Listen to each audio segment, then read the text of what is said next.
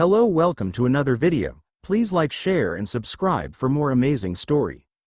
True God in Another Worlds, Tensura x Tbate, by Tempest_King_20. Side Chapter 10 Picnic with my daughter and sister. Rimuru Pav. I let out a tired sigh as I gazed at my mother, the lines of worry deeply etched on her face. She anxiously checked Sylvie, her fingers gently brushing against the small pair of horns protruding from my daughter's head. We had made plans to go out today, Sylvie, Ellie, and I, after I had promised them the day before. Mom, please try not to worry so much, I reassured her, my voice filled with empathy. I reached out to place a comforting hand on her arm, hoping to alleviate some of her anxiety. But what if someone sees her? What will we do? My mother fretted, her voice quivering with concern. Her gaze shifted nervously towards Sylvie, who innocently stared back at her, unaware of the worry she was causing. Sensing my mother's distress, I quickly searched for a solution that would put her mind at ease. Don't worry, Mom. I'll use my illusion magic to ensure that no one will even notice Sylvie's horns, I said, injecting a hint of confidence into my words. My daughter beamed at my words, clearly happy to see her grandmother's worry being acknowledged. Don't worry, Grandma Alice. Papa is the best magician ever. He can do anything. He'll protect me, Sylvie exclaimed, her eyes sparkling with admiration and trust in me. Hearing Sylvie's unwavering confidence in me, my mother released a pent-up breath and a small, grateful smile crept onto her face. It was as if a weight had been lifted off her shoulders. Well then, I suppose I can trust in your abilities, Rimuru. Just be careful, all right? Her voice carried a mixture of worries and motherly love. Come on, honey. You know our son is more than capable of hiding Sylvie's horns, my father interjected, leaning against the wall with his hands folded in front of him. His confidence in me added another layer of reassurance. I nodded in agreement with my father's statement. Yes, Mom, Dad is right. I've been practicing my illusion magic for years, and I've gotten quite good at it. I promise, no one will be able to see Sylvie's horns. My mother looked at me, her expression a blend of concern and gratitude, as if she wanted to voice a million worries and a million thanks all at once. I know you're incredibly talented, Rimuru. But as a mother, it's difficult for me not to worry about my granddaughter's well-being. Just as I was about to reassure my mother once again, a cheerful voice echoed through the stairs, breaking the tension. I'm finally ready.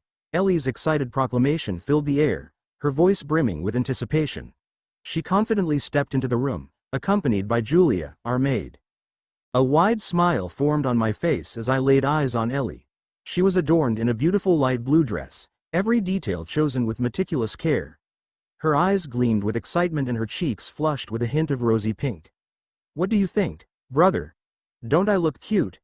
Ellie twirled gracefully, allowing the fabric of her dress to swirl around her. Her youthful laughter filled the room, bringing a sense of joy and warmth to my heart. Unable to contain my amusement, I let out a chuckle, marveling at how adorable Ellie appeared. You look absolutely adorable, Ellie. You make the perfect little princess, I exclaimed, my voice full of sincerity. It was moments like these that reminded me of the immense happiness my family brought into my life. A shy blush crept onto Ellie's cheeks, her giggles becoming even more contagious. She continued to twirl around, radiating pure happiness. Thank you, big brother. I can't wait for our outing today. My mother, her worries momentarily forgotten, turned to Julia with a grateful smile. Julia, thank you so much for all your help in preparing Ellie. I truly appreciate it. Julia bowed slightly, her eyes sparkling with genuine kindness. Her lips curved into a small smile as she humbly replied, There's no need to thank me, Lady Alice. It's my duty and pleasure to assist in any way I can. With everyone ready and excited, we headed out into the city. As we walked, I activated my illusion magic, carefully sculpting the shapes of the three of us, not just to conceal Sylvie's tiny horns but to blend seamlessly into the crowd. The city was a vibrant tapestry, alive with the boundless energy of its inhabitants. Every nook and cranny was adorned with colorful shops, their vibrant displays beckoning passers-by to explore their treasures. The air was thick with the irresistible scent of freshly baked pastries, teasing our senses and leading us to a charming bakery nestled along the cobblestone street. Shall we indulge in some breakfast? I suggested, gesturing towards the inviting bakery shop with its tantalizing assortment of pastries. Sylvie and Ellie's eyes brightened with enthusiasm as they nodded in agreement. We stepped through the door, immediately enveloped in the comforting warmth and tantalizing aroma of the bakery. The display case showcased an array of mouthwatering treats, each more tempting than the last, making it an arduous task to select our favorites. After much contemplation and deliberation, we made our choices and settled into a cozy corner table. The gentle lull of conversation and laughter permeated the air as we savored our delectable breakfast. It was a delightful respite, a fleeting moment of sheer bliss that momentarily suspended the weight of our everyday worries. Once our appetites were satisfied, we resumed our aimless exploration of the city streets, our eyes dancing with curiosity. As we wandered, a resplendent display caught our attention, captivating both young and old. A street performer, a true master of fire manipulation, mesmerized the gathering crowd with their awe-inspiring skills. Ellie's excitement burst forth like a geyser. "Brother, let's go over there," she exclaimed, pointing eagerly towards the spectacle. A grin spread across my face as I surrendered to her infectious enthusiasm. "Of course, let's check it out," I responded, guiding Sylvie and Ellie towards the pulsating crowd that had formed around the mesmerizing performer.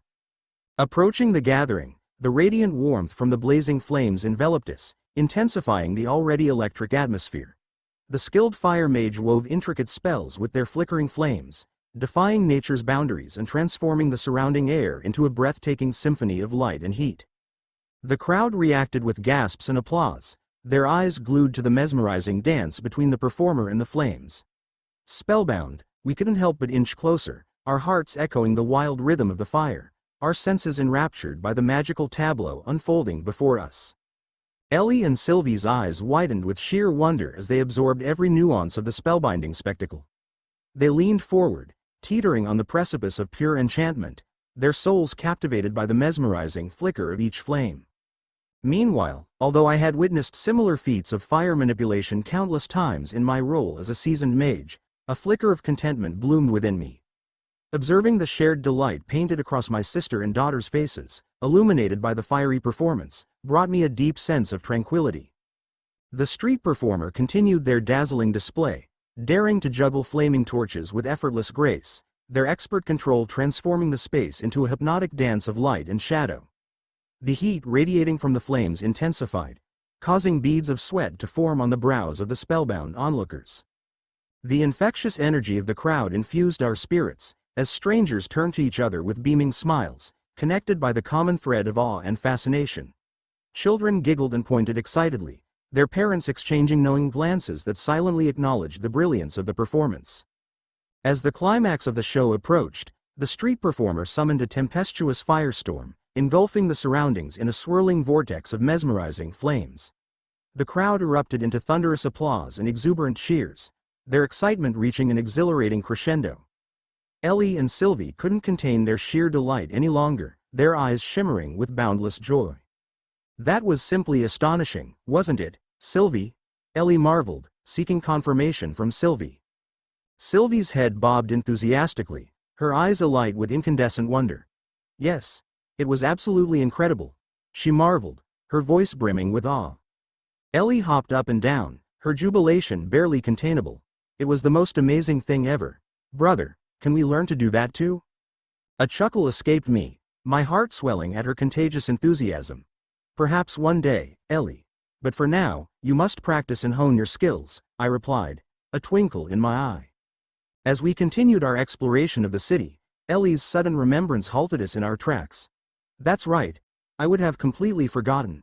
Brother, Mother instructed me to go to the market and purchase some new clothes for Sylvie," she exclaimed, taking hold of both my arm and Sylvie's as she directed us toward the vibrant hub of merchants and shoppers. Sylvie, always adorned in her self-made black dress crafted from her scales, had never experienced the indulgence of choosing clothes for herself.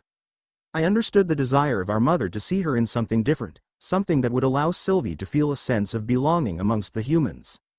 As we meandered through the lively market, Sylvie's inquisitive gaze scanned the kaleidoscope of colors and textures on display. We navigated through a maze of stalls, each one brimming with a diverse assortment of fabrics, garments, and dazzling accessories, their vibrant presence entwined with the harmonious symphony of haggling and cheerful chatter that filled the air. Ellie's enthusiasm was infectious, her steps quickening as we drew closer to a cozy-looking boutique that overflowed with clothes of various styles and designs, beckoning us inside. Without hesitation, Ellie eagerly pulled Sylvie towards a rack adorned with an array of gorgeous dresses, lost in her own excitement. With nothing else to occupy myself, I settled into one of the plush chairs thoughtfully provided for weary shoppers.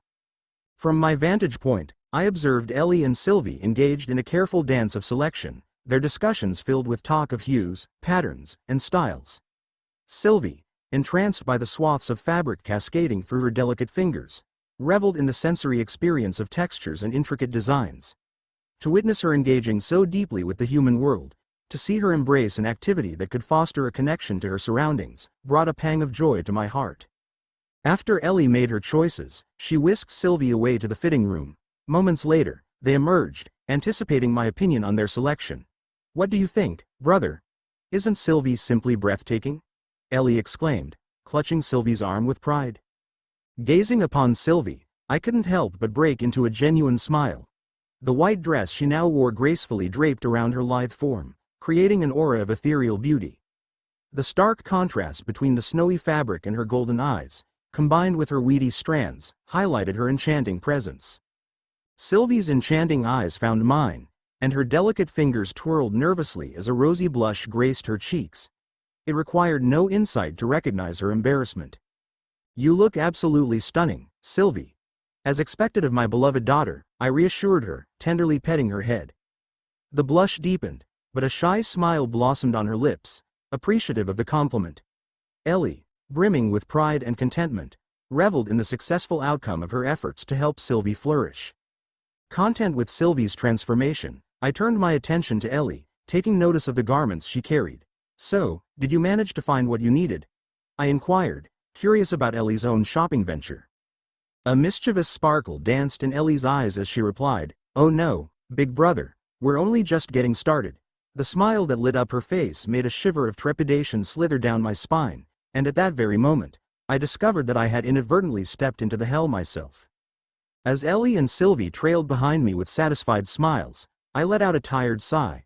I had been completely tricked by my sister into trying on countless outfits, each one more extravagant and ridiculous than the last. Her mischievous spirit seemed to take particular pleasure in seeing me in these outlandish ensembles. As we walked, searching for a place to rest and grab a bite to eat, we serendipitously stumbled upon a quaint cafe nestled in a quiet corner of the bustling city. The enticing aroma of freshly brewed coffee permeated the air, reaching out to tickle our senses and beckon us inside. With an unspoken agreement, we made our way through the bustling cafe, soaking in the warm and inviting atmosphere that embraced us, grateful for the respite it provided from the outside world. Stepping into the cafe, we found it nearly crowded with people. Our eyes scanned the room, taking in the joyful chatters and the clinking of cutlery, until they landed on a familiar group of faces sitting at a table near the window. A smile tugged at the corners of my lips as I recognized Seal, Sylvia, and Lily. "Oh, you are here," I exclaimed, striding towards their table.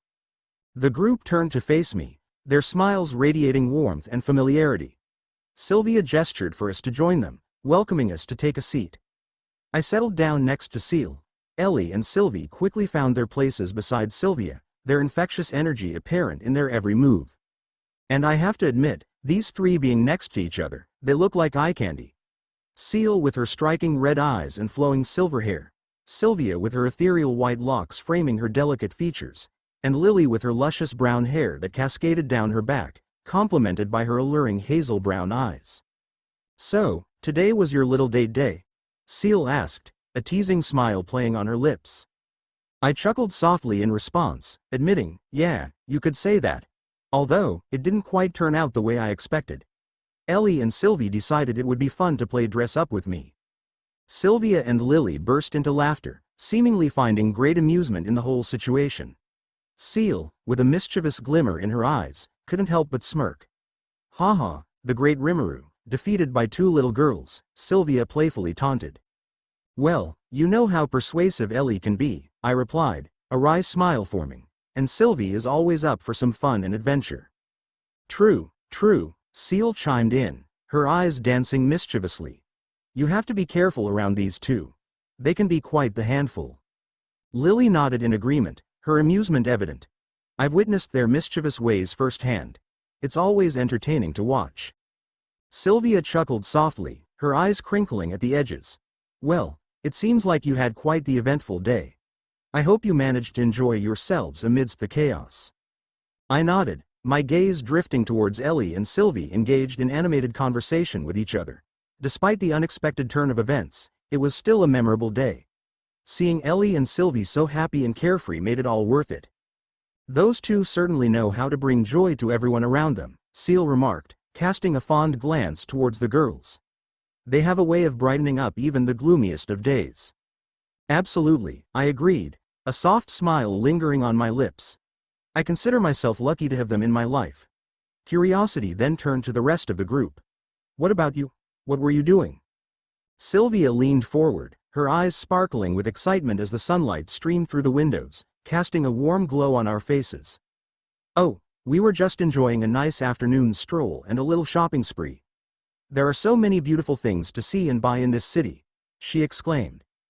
Her voice brimmed with enthusiasm and genuine wonder, and her animated gestures made her words come alive. Lily nodded eagerly, her voice filled with equal excitement. Yes, we stumbled upon this delightful boutique that showcased the most exquisite selection of jewelry. I couldn't resist buying a few pieces for myself. She held up her arm to display a delicate bracelet adorned with shimmering gems. I raised an eyebrow, suddenly concerned about their spending spree. I hope you two have enough money for all this shopping. Sylvia grinned mischievously, pulling out a wad of cash from her stylish purse. Don't worry, Jackson gave me a generous amount of money for our little adventure, and besides, I've learned how to manage my finances. I've been diligently saving specifically for this shopping trip.